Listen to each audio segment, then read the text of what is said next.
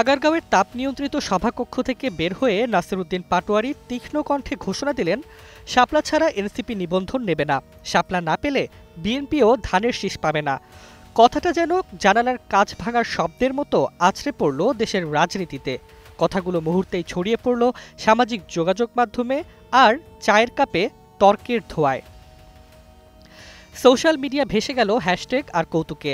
একদল বলল নাসিরের বক্তব্য সঠিক, অন্য দল হাসি দিয়ে বলল শাপলা না পেলে ভাত খাওয়া বন্ধ।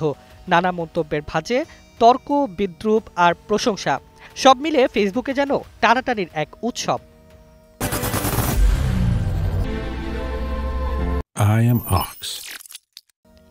তবে বাস্তবতাটা সরল নয়। নির্বাচন কমিশন সূত্র জানায়, শাপলা বর্তমানে গ্যাজেটে তালিকাভুক্ত নেই। তালিকা বদলাতে হলে আইনি ও প্রশাসনিক পথে গ্যাজেট সংশোধন করতে হবে। কাজটি সহজ নয়।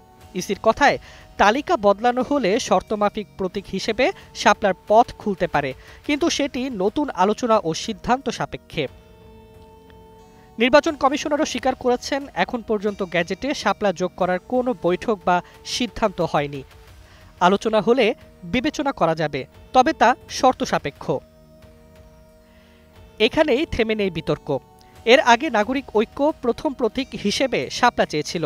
এরপর এনসিপি শাপলা নিবন্ধন চায় এবং নিবন্ধনের আগেই শাপলাকে প্রতীক হিসেবে ব্যানারে জুড়ে দিয়ে দলীয় কর্মসূচিও পালন করতে শুরু করে তারা।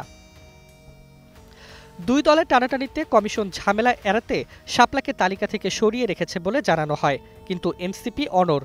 আইনি কোনো বাধা নেই, রাজনৈতিক বাধাও নেই। তাই কেন শাপলা দেওয়া হবে না, সেটাই তাদের প্রশ্ন। তবে নাগরিক ঐক্যের মাহমুদুর রহমান মান্না বলেছেন, এনসিপিকে শাপলা দিলে তারা মেনে নেবে না, ফলে উভয় সংকটে নির্বাচন কমিশন। এদিকে নাসিরের বক্তব্যে বিএনপি আমলেই নেয়নি। এ বিষয়ে কেউ কথা বলতেও রাজি হননি। তারা এটাকে অনেকটা কথায় হিসেবেই দেখছেন।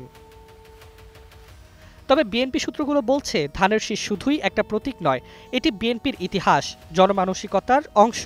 প্রতীক কেড়ে নেওয়া হলে রাজনৈতিক প্রতিক্রিয়া, আইনি লড়াই ও আন্দোলন হবে। সেসব সামাল দিতে পারবে কি নির্বাচন কমিশন? অন্যদিকে রাজনৈতিক বিশ্লেষকরা বলছেন, প্রতীক বদলানো মানে তো কেবল রেজিস্ট্রি বদল নয়, এর সঙ্গে জড়িত আছে ওই দলের ইতিহাস, ঐতিহ্য।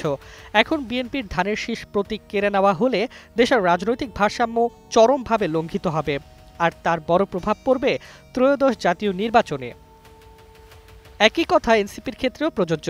যদি সত্যি এনসিপি শাপলা ছাড়া নিবন্ধন না নেয় আর তারা যদি আন্দোলনে নামে, তার প্রভাবও পড়বে নির্বাচনে। অনিশ্চিত হয়ে পড়বে নির্বাচন। আর অদ্ভুতভাবে এর দায় নিতে হবে এনসিপিকেই, যে এনসিপির নেতারা নতুন দেশ, নতুন রাষ্ট্রকাঠামো ইত্যাদির জন্য গণ অভ্যুত্থানের নেতৃত্ব দিয়েছে। তাদের ভাগ্যেই হয়তো জুটবে কলঙ্কের রাজটিকা।